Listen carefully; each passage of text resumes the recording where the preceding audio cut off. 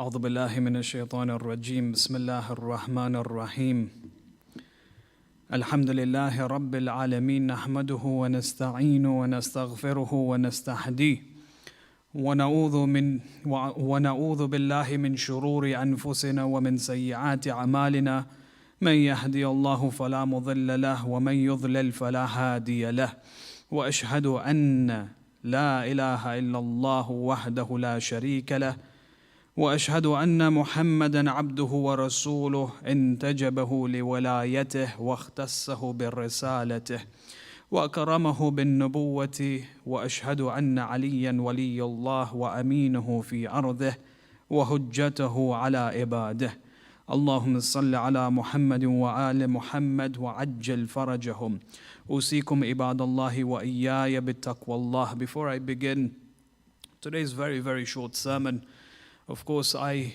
admonish myself before admonishing you, my dear brothers and sisters, to observe taqwa, because it is indeed taqwa that will enter our graves when we leave everything else behind, from our wealth to our families to our successes in dunya. And of course taqwa is the one thing that will really count on the day of judgment. If we refer to the ayah of the Holy Quran, when Allah subhanahu wa ta'ala speaks about the different races in the world, the different tribes and the different communities, it says, Ya ayyuhan nas, Bismillahir Rahmanir Rahim, Ya ayyuhan nas, inna khalaqnakum min dhakarin wa untha, wa ja'alnakum shu'uban wa qaba'ila lita'arafu, that we have created you in different tribes and different nations and different colors, so that you may know one another. Inna akramakum indallahi atqakum. Indeed, the most successful amongst yourselves are those who have taqwa. And taqwa is that distinguishing factor which of course categorizes insan to those who are successful from those who are failures. Those who enter the kingdoms of heaven will enter the kingdoms of heaven purely because of the taqwa that have resonated in their hearts, and those who fail and enter the fires of hell are those who refuse to accept taqwa, those who refuse to accept the message of Islam. There's a very interesting narration that takes place in the time of the Holy Prophet of Islam sallallahu alaihi wa alihi wasallam. They say there was a man who passed away, a Jew, a Yahudi. And when he passed away, his janazah, his mayit, was being carried in the streets of Medina. And coincidentally, it passed the Prophet's presence. And so the Prophet of Islam, he stood up out of respect for this janazah. And so when the companions saw that the Holy Prophet stood up, they said to him, Ya Rasulullah, but this person is a Jew, is not even a Muslim. Upon which the Holy Prophet replies, and he gives a very profound reply. He looks towards his companions and he says, Alaysat nafsan? He says, was he not a soul? Was he not a person? And the idea behind this is that at times we need to look at insan, bima huwa al-insan, that they are the creation of Allah subhanahu wa ta'ala, rather than to look at them as non-Muslims.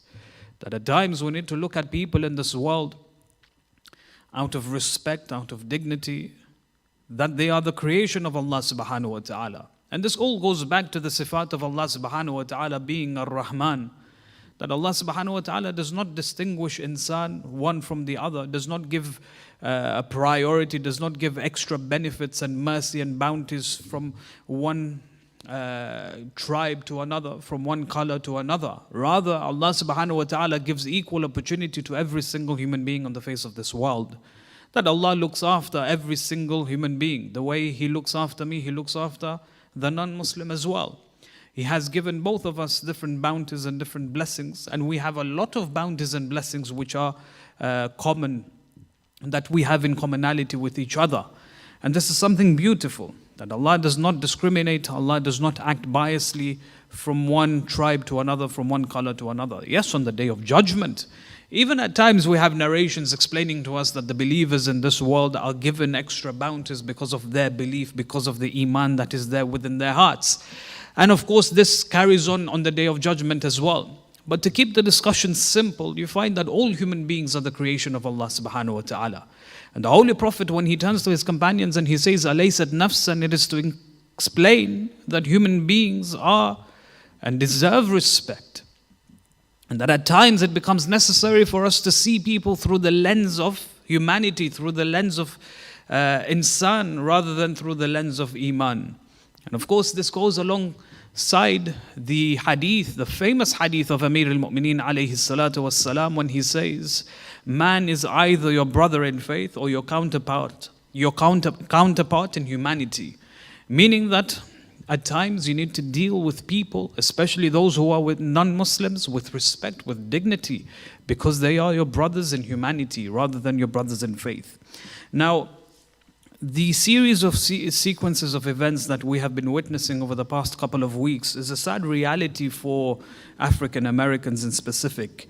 And the reason being is because this is a reaction of frustration, a reaction of anger and animosity that has been bottled up for so long.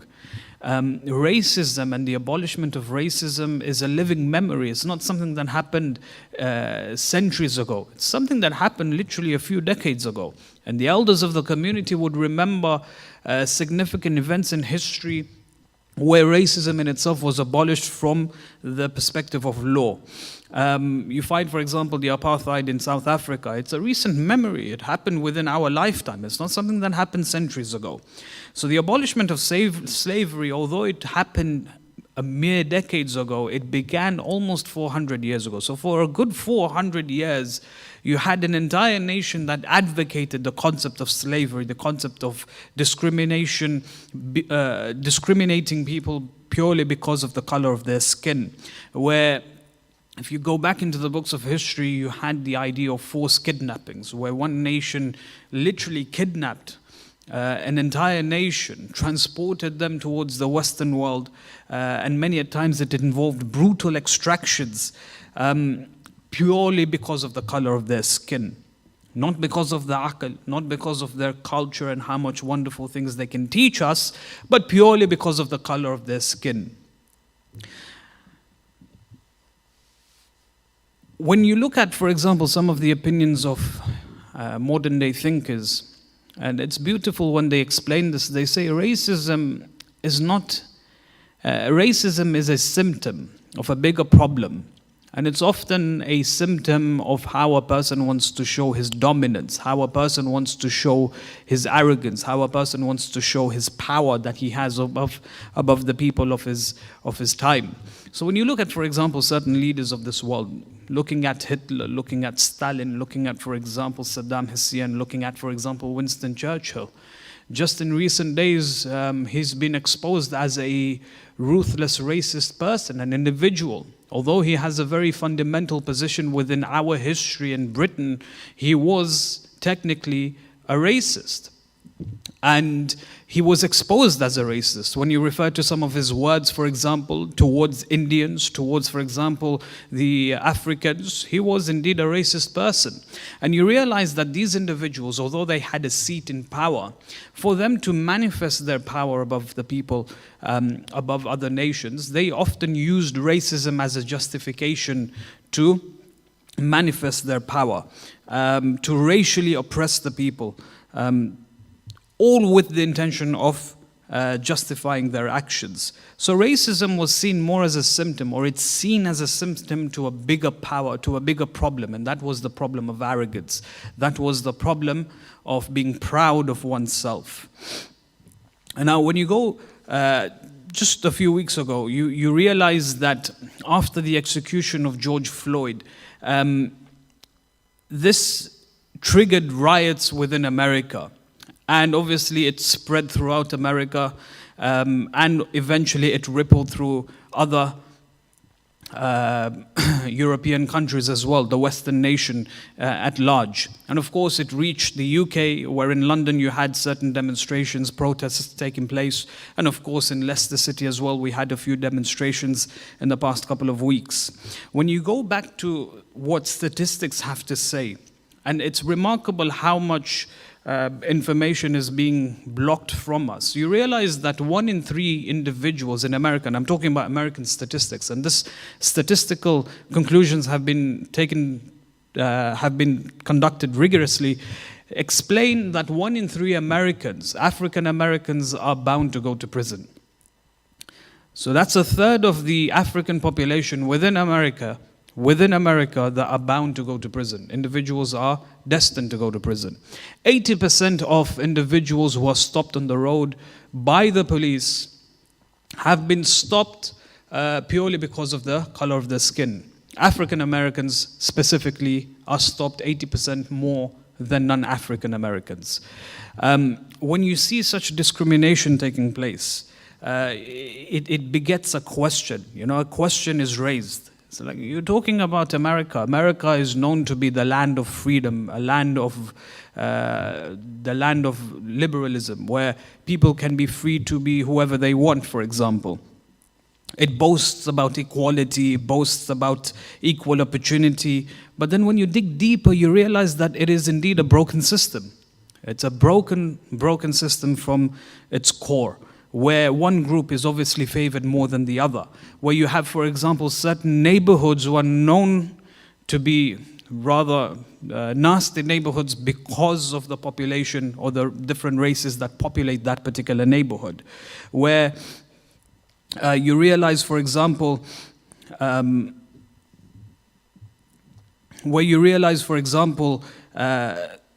you turn towards social media, you come to find that this whole Black Lives Matter movement has taken precedence over the past 2 weeks. But then on the other hand, from the other perspective, you realize that people are now fighting back and saying, no, it's not just black lives that matter, it's all lives that matter. Why should we focus only on the black lives? The response is very simple. The response is, when you go back to the statistics, and this is just a glimpse of some of the statistics that I have given. When you go back to the statistics, it really shows that no, in America, black lives do not matter. That's the heart of the fact. That's the truth and the reality that we're facing at the moment.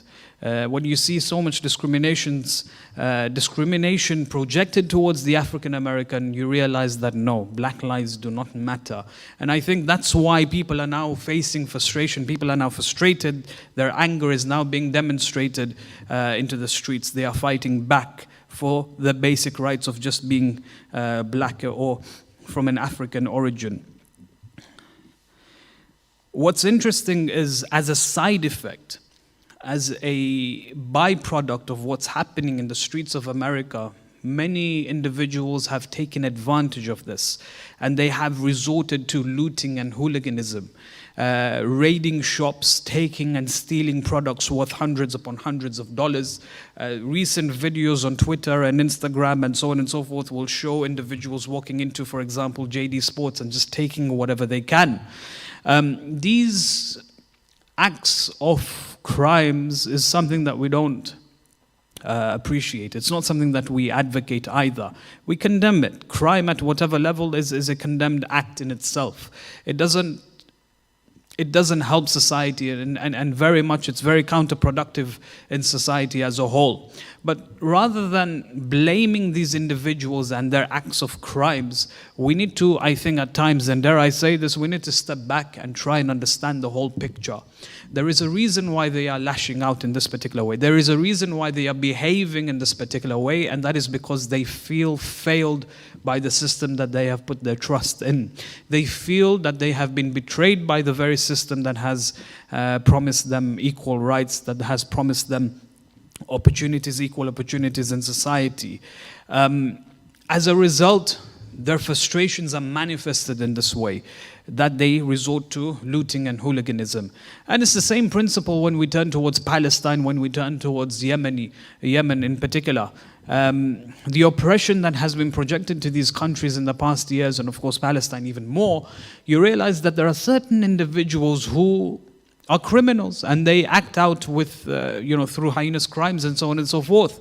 Rather than looking and turning towards these individuals and the crimes that they have committed, we need to step back and realize how oppressed these nations have been, or how oppressed these groups of people have been, for them to project their feelings in this particular way. Why they react the way they are reacting.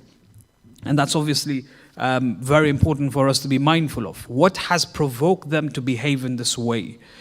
These aren't random acts of crimes. These are frustrations that is now being projected physically through actions. And of course, when these individuals commit these crimes, although we condemn these crimes and these acts of petty violence and so on and so forth, we need to try and be mindful and not allow it to divert our attention, but of course be mindful of the bigger picture that's taking place.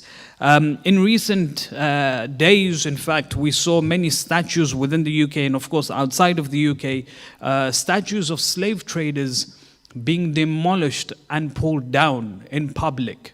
The videos were taking place, videos captured this, and of course it enraged certain groups of people, but at the same time it gave liberation to many within the country. And of course the discussions that began to take place that was triggered within social media, where some people came forward and said, well, why did it take so long for these statues to be removed? It should have been removed many, many years ago, many decades ago, because we've moved on and time has moved on. These statues of individuals who gained positions of nobility within the societies, who reached the higher echelons in the society, was because of their engagement, their active engagement in trading slaves. You had, for example, certain individuals who were trading slaves from Africa to Europe, and they were transporting hundreds upon thousands of individuals. Along the route, tens upon thousands died and lost their lives. They were technically mass murderers, but yet at the same time, we have monuments of them depicting their involvement in the slave trade altogether. This enraged the people, and as a result, their statues, their monuments were removed. The media, on the other hand, jumped to the occasion and described this as vandalism. I came across, obviously, a few words in the past few days. I can't remember who it was attributed to, as of course I read this passively, where this particular person said, well, hold on a second, in 2001, when the statue of Saddam Hussein was demolished and removed, the media celebrated this by saying that this was an act or a step towards freedom and liberation for the people of Iraq. But then when these statues were taken down, depicting a very bleak moment in history, the media jumps to the occasion and explains that this is vandalism. So you can appreciate how double standard plays a role when examining certain things. And of course, we need to be very, very clear and actively understanding that the media can be at times very, very biased, and we need to try and examine things from an unbiased perspective. There are many, many lessons that can be learned from this, that can be learned from all of this. When you look at what's been happening in America specifically, people are turning to the streets, people are protesting. Amidst the pandemic of the coronavirus, people have somehow made that second nature. They are now coming into the streets fighting for their basic rights, not caring about this disease that is killing thousands upon thousands on a daily basis now. But they are protesting peacefully. Journalists have testified to this, that people have come to the streets and they are protesting peacefully. On the other hand, we see that the police are not reacting peacefully either. The police are reacting with brute force. When you, again, see and just investigate how the police are behaving, you realize that they have covered their names, they have covered their faces, they have covered their identity, their badge numbers. They have geared themselves with gears that you would usually expect a person who is going into war. Right?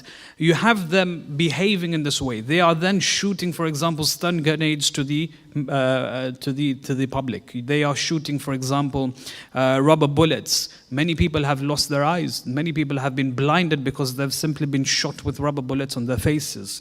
You have, for example, the use of tear gas as well. Brute force is being used against peaceful protesters. And this is something that people are complaining about. This is something that people are shouting about. This obviously goes beyond the Black Lives Matter movement, where police officers are showing brute force. They are showing and demanding respect, even to those who come from different demographics in society. The Quran has an answer to this, and it's beautiful how the Quran approaches the whole concept of racism. In Surah Al-Luqman, Allah subhanahu wa ta'ala, He speaks about Luqman, his advice to his son. He says, my son, la tusa'ir خَدَّكَ لِلنَّاسِ وَلَا تَمْشِ فِي الْأَرْضِ مَرَحًا. Do not turn your cheek away from the people as if you are proud, as if you are arrogant, as if you are worth more than they are. And do not walk on this earth as if you own this earth.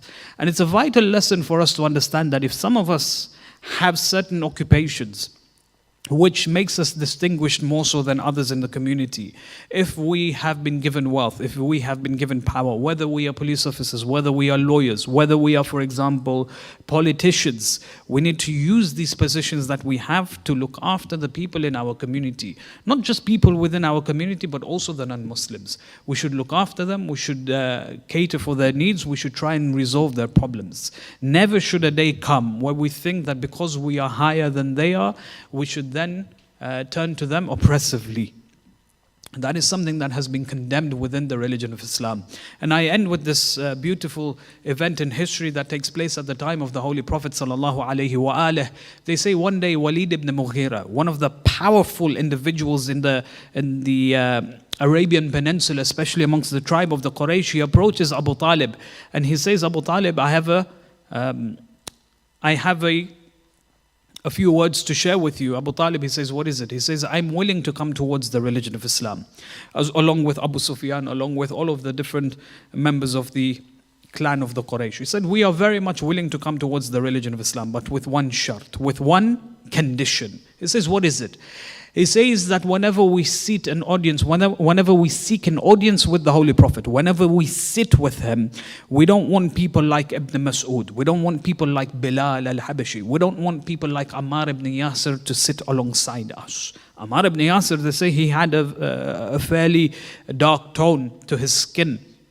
He said, we don't want these individuals to be in the same room that we are in with the Holy Prophet. However time we have with the Holy Prophet during the week, whether it's a day of the week, whether it's even an hour of the week, we don't want these individuals to be in our presence.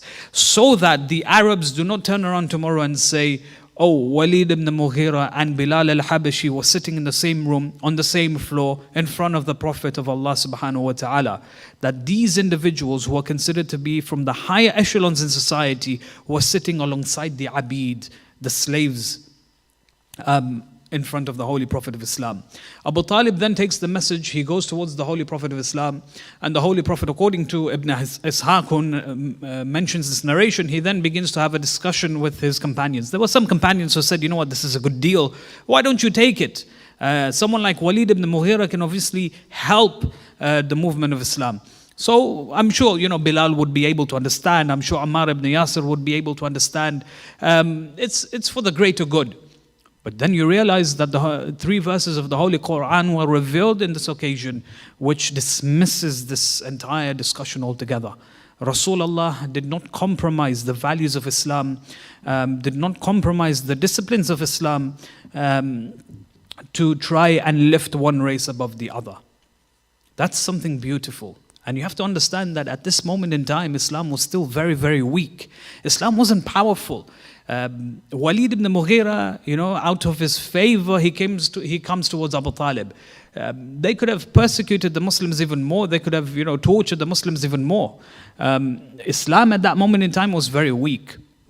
It then obviously grew stronger and stronger when the Prophet migrated to Medina. But from the very beginning, racism was not part of the religion of Islam. It was not part of the disciplines of Islam. It could have helped them establish a strong foundation later on if Rasulullah or even Allah subhanahu wa ta'ala had accepted it. But it was dismissed from the very beginning. Racial discrimination does not play a part within the religion of Islam. And so, being a Friday, we pray to Allah subhanahu wa ta'ala to forgive our sins, to try and gain ma'arifah of Him and His message, something that we are in dire need of, especially in these days. وآخر دعوانا الحمد لله رب العالمين وصلى اللهم على محمد وآله الطيبين الطاهرين اللهم صل على